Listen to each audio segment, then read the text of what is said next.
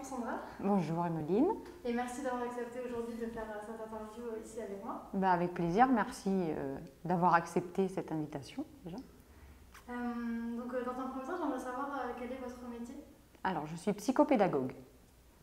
C'est-à-dire que je suis spécialisée dans tout ce qui est prévention et correction des troubles d'apprentissage, des troubles de communication et de comportement, et notamment tout ce qui est dyslexie, dyscalculie, les dys et les troubles de l'attention avec ou sans hyperactivité. D'accord.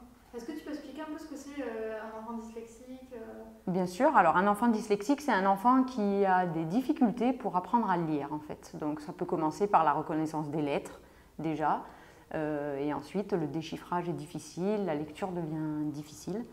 Et au fur et à mesure, ça peut entraîner la non-compréhension de ce qu'il lit et puis des échecs au fur et à mesure des années.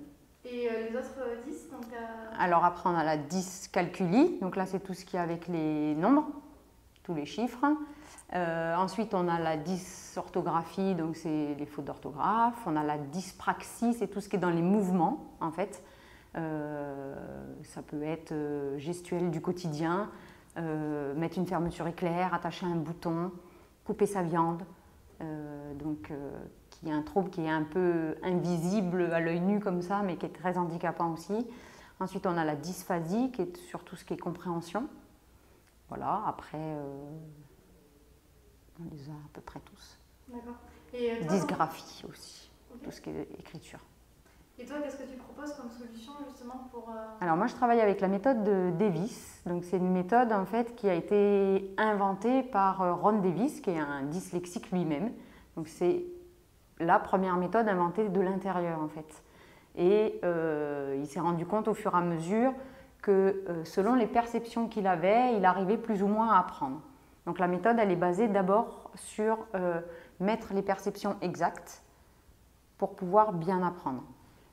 Avoir une perception exacte, c'est une information qui arrive au cerveau, elle arrive par les canaux d'accès, ça peut être l'audition, la vue, le kinesthésique beaucoup pour l'apprentissage.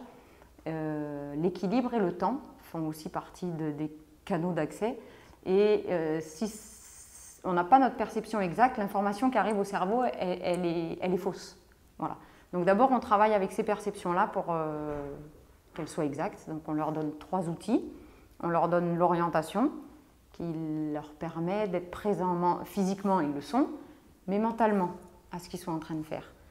Ensuite, on travaille beaucoup avec tout ce qui est le relâchement, puisque un enfant qui a des difficultés, au fur et à mesure, il y a des périodes de frustration qui arrivent. Un enfant qui a des difficultés à écrire, par exemple, dès qu'il va prendre un crayon, il peut avoir des tensions intérieures, donc on travaille avec ça. Et ensuite, tout ce qui est énergie. Donc on a un compteur d'énergie qu'on installe, et c'est à lui d'apprendre. On lui apprend à régler son énergie, à la canaliser en fonction de l'activité qu'il fait ou en fonction des autres personnes avec qui il parle. Voilà, donc ça c'est la première formule, enfin la base. Et ensuite, on travaille on reprend tous les apprentissages de base avec de la pâte à modeler. Puisque ce sont des personnes qui ont une imagination très vive, qui sont très perspicaces, qui sont très créatifs, très inventifs. Et donc, le but de la méthode, c'est d'aller travailler avec leurs capacités, leurs talents pour apprendre. Donc, on fabrique toutes les lettres en pâte à modeler, on résout toutes les confusions qu'il peut y avoir. Et puis, après, il faut savoir que ces personnes-là, elles pensent beaucoup en images. Et le sens et la compréhension de ce qu'ils vivent, de ce qu'ils lisent, de ce qu'ils entendent, passe par l'image mentale. S'il n'y a pas d'image mentale, il n'y a pas de compréhension en fait. Par exemple, si je prends le mot coussin, tout le monde a à peu près l'image d'un coussin. On n'a pas forcément la même image, mais on en a une. Table, c'est pareil. Livre, c'est pareil.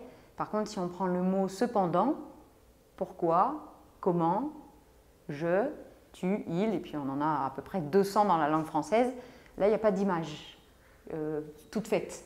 Donc il faut les créer, ces images-là, c'est ce qu'on fait avec la méthode Davis. Voilà. D'accord.